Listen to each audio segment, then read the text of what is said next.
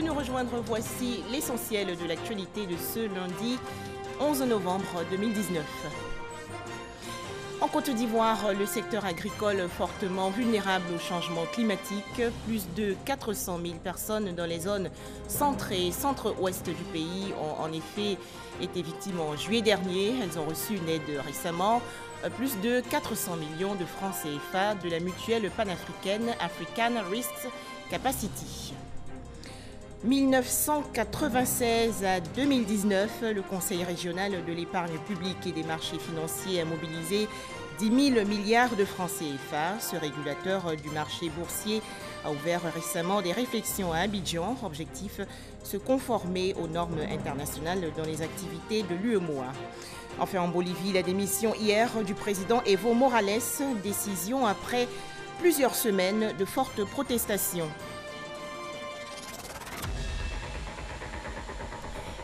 Bonjour à tous et bienvenue en Côte d'Ivoire. Le début aujourd'hui des travaux d'ouverture de l'embouchure de Grand Bassam dans la région sud du pays. Cette opération devrait permettre d'améliorer le renouvellement des eaux de la lagune ébriée en favorisant l'échange entre la mer et la lagune et également évacuer les eaux et apports du fleuve Comoé vers la mer lors des crues. Les travaux d'ouverture de l'embouchure de Grand Bassam sont lancés par le ministre de l'Environnement et du Développement durable, Joseph Sekaseka. Autre bonne nouvelle pour les populations du sud du pays, ce don fait aux victimes des inondations survenues à Agboville et à Adzopé. Il s'agit de vivres et non-vivres, estimés à environ 19 millions de francs CFA. C'est un don du président de la République, Alassane Ouattara, et du Premier ministre, Amadou Gon Coulibaly. Le point dans ce reportage de Serge Collier. 249 familles sinistrées à Adzopé et à Agboville.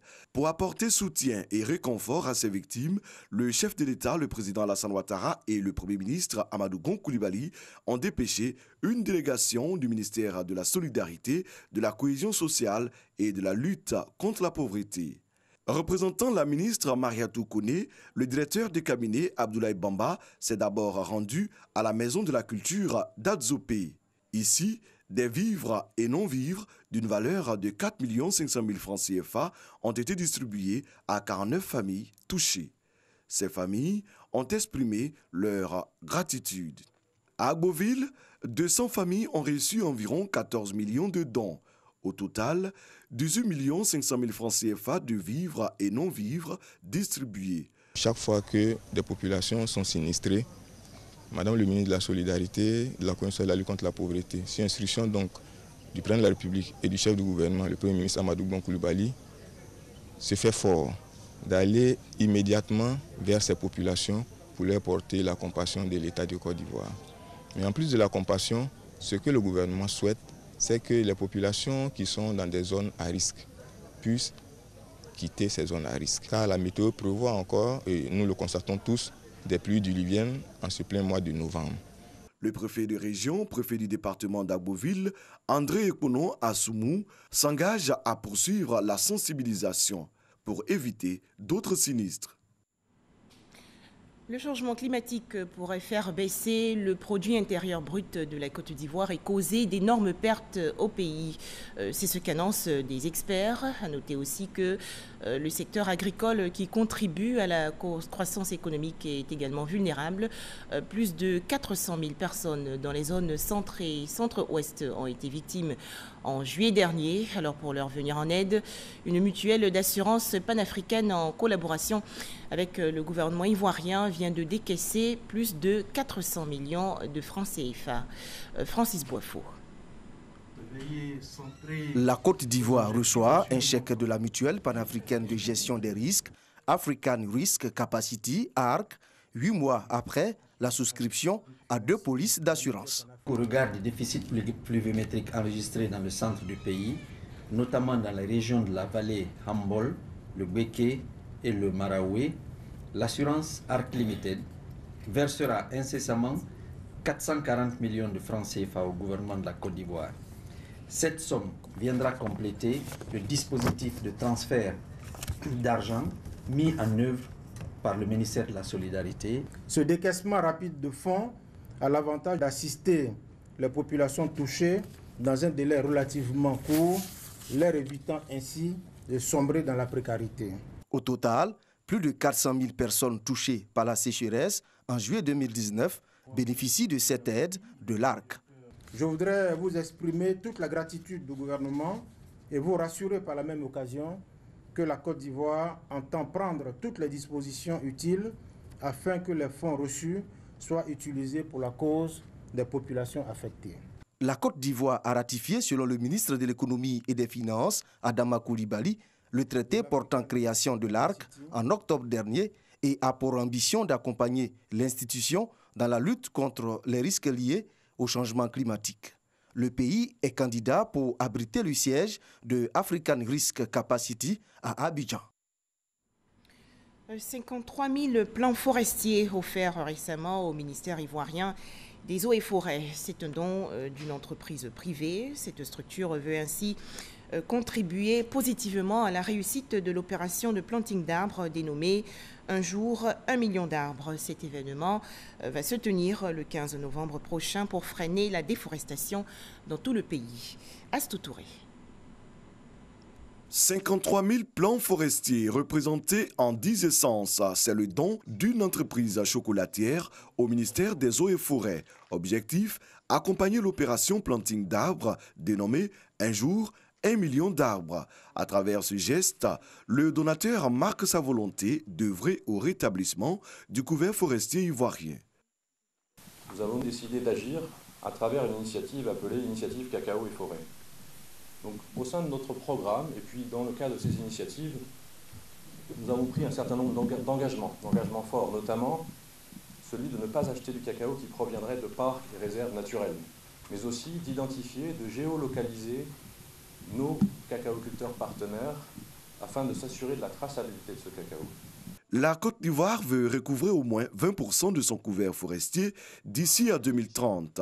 Cette opération est le signe de l'engagement du gouvernement ivoirien à atteindre cet objectif. Pour nos enfants, nos petits-enfants, nous avons le devoir de le restituer et donc de participer à cette reforestation de la Côte d'Ivoire. Ce n'est pas l'affaire de l'État seul, ce n'est pas l'affaire du gouvernement seul, mais c'est l'affaire de tout un chacun, de toutes les populations vivant en Côte d'Ivoire. Le programme SIDA for Change s'inscrit également dans cette vision. Nos prédécesseurs, nos aînés, nous ont remis nature et aujourd'hui, nous avons 80% en moins pour la Côte d'Ivoire. Et ce chemin-là, il est identique pour le monde entier. L'objectif, c'est d'inverser la balance. Le ministre des Eaux et Forêts, Alain Donwayi, compte sur la mobilisation de tous pour la réussite de l'initiative Un jour, 1 million d'arbres prévus le 15 novembre prochain. Fin de la semaine de la ville 2019. Cette première édition, lancée le 31 octobre dernier, s'est déroulée à Tiassalé, commune située au nord de la capitale économique Abidjan. À noter que Tiassalé a remporté le 3e prix d'excellence de la lutte contre le désordre urbain. Le point dans ce reportage de Jean-Marc Djadji. Ambiance d'apothéose à Tiassalé, district des Lagunes. La ville abrite la clôture de la première édition de la Semaine nationale de la ville. Classée 3e, au prix d'excellence de cette semaine inédite, la mairie de Tiassalé, par son premier magistrat, a rappelé ses actions entreprises pour l'assainissement de la cité. Nous avons débarrassé la ville des 24 points de dépôt sauvage d'ordures ménagères qui l'avaient envahi.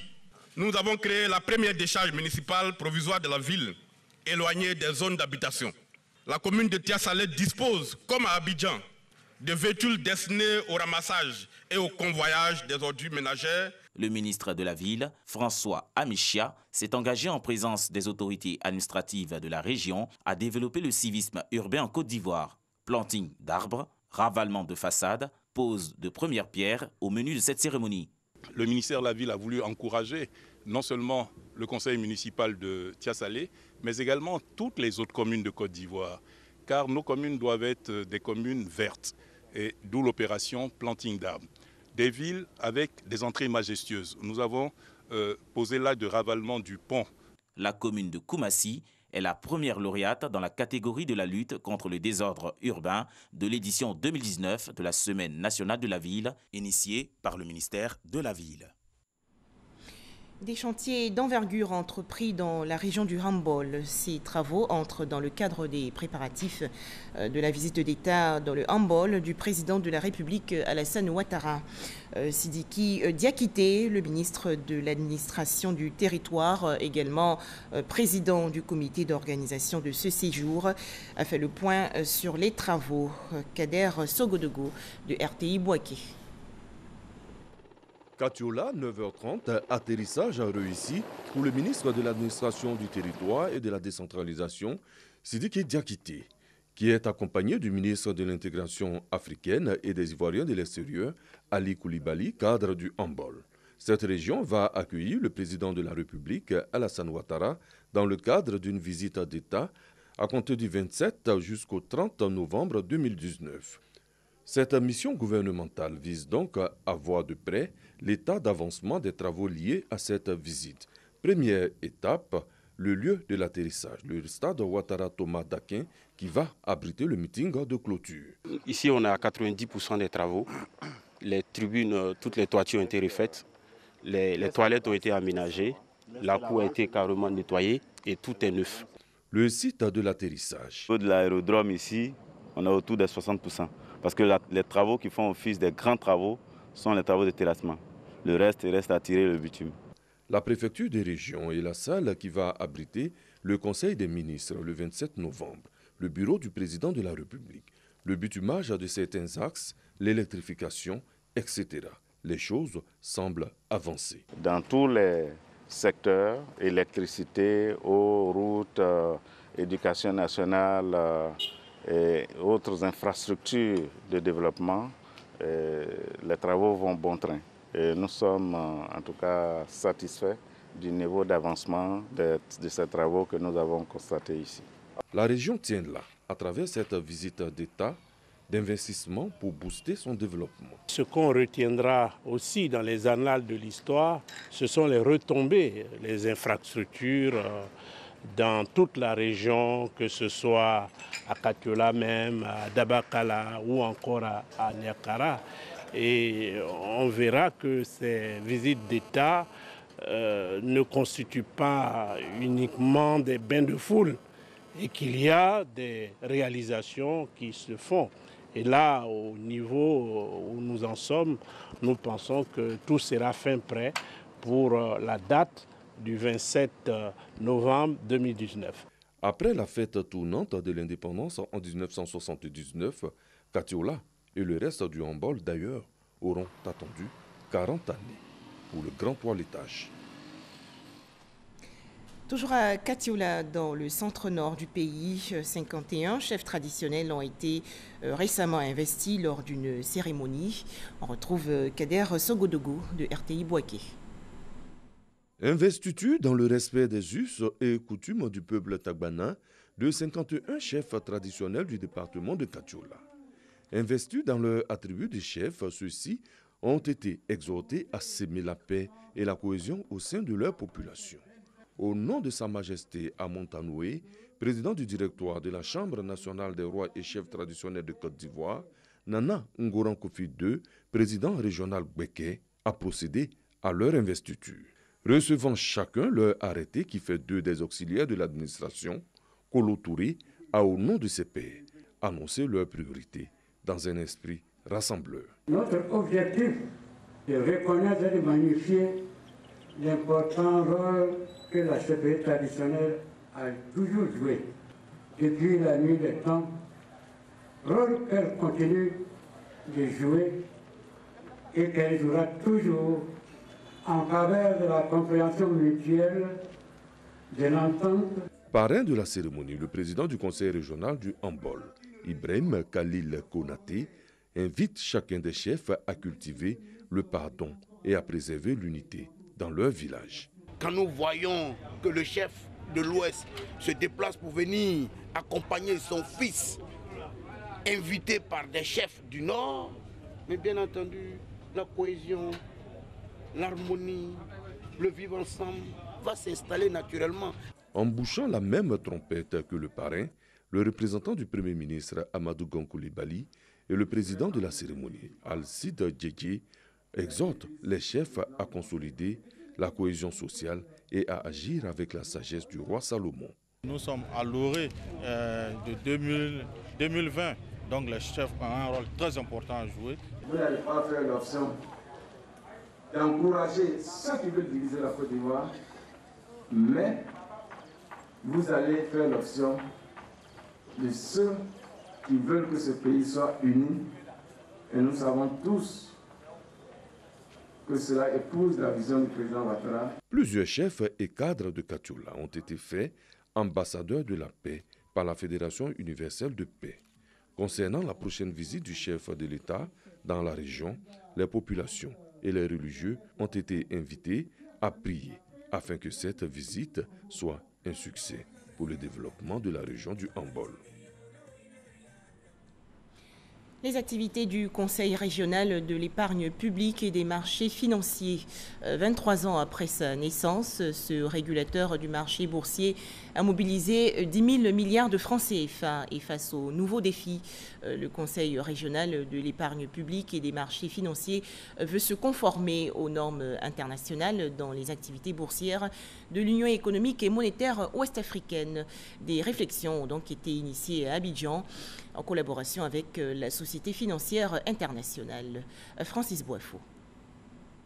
23 ans après la création du Conseil régional de l'épargne publique et des marchés financiers CREPMF, le marché boursier est en pleine expansion avec 214 acteurs agréés en 2019 contre 171 en 2017.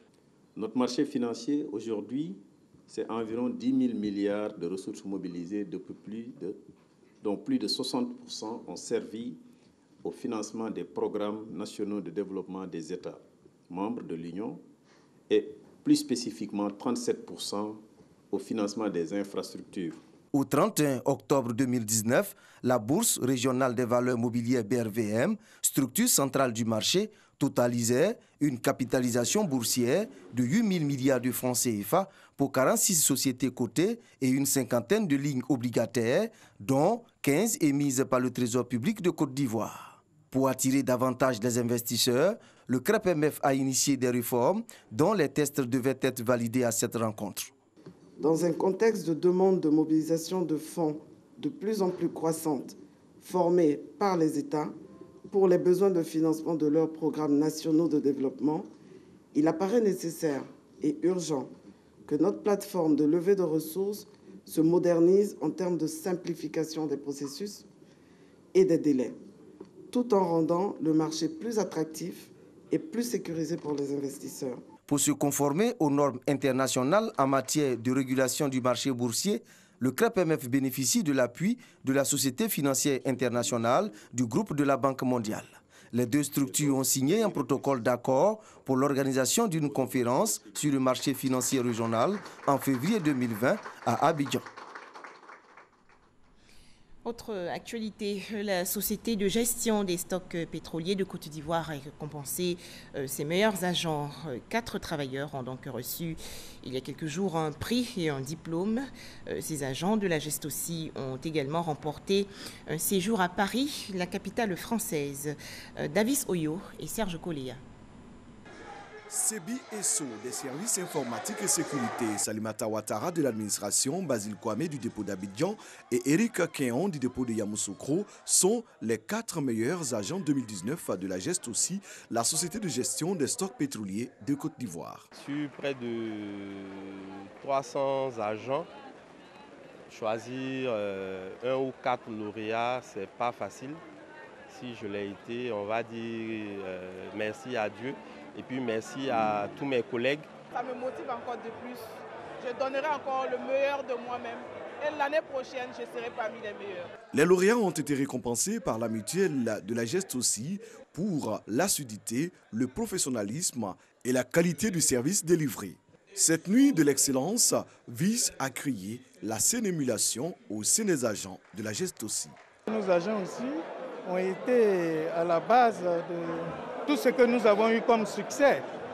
Vous voyez cette période-là, au moment où nous avions eu la charge de la Gestosi, le matériel n'était pas à un certain niveau. Mais nous nous sommes efforcés, avec le concours des agents et le soutien du ministère des tutelles, à relever ces défis-là.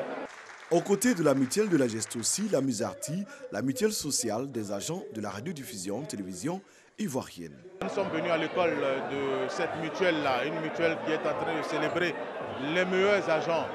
Alors ça va nous permettre, nous, d'apprendre, de savoir comment est-ce que ces agents ont été notés durant l'année écoulée au niveau de la Musarti Night. La Musarti Night, ce sera la nuit des agents de la RTI, bien sûr avec le soutien de notre directeur général, M. Fosseni Dambélé. Nous allons pouvoir célébrer les agents les plus efficaces de la RTI durant l'année écoulée.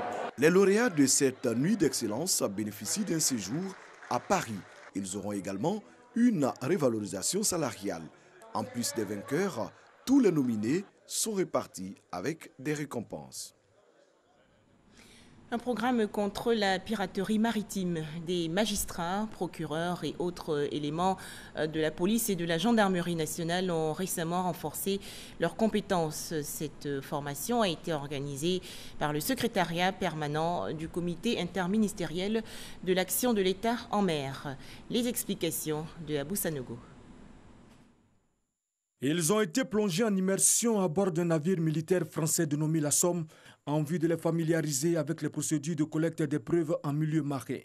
9 magistrats et procureurs ont renforcé leurs connaissances théoriques sur le droit de la mer et l'inspection des navires, ainsi qu'à la gestion des crises en cas d'attaque de pirates à travers la mise en place de divers scénarios. On a compris qu'en tant que magistrat, il faudrait que nous sachions très bien les différentes zones de la mer pour voir quelles sont les règles de droit qui s'y appliquent. Nous avons pu toucher du doigt cela et surtout, nous avons compris les difficultés que ces marins-là avaient. L'exercice s'est déroulé au cours de la traversée entre les villes de Tema, au Ghana, et d'Abidjan, en Côte d'Ivoire, dans le cadre de l'exécution de l'exercice sous-régional dénommé Grand African Nemo. Cette activité a été organisée par le secrétariat permanent du comité interministériel de l'action de l'État en mer et l'Office des Nations Unies contre la drogue et le crime et l'Union européenne.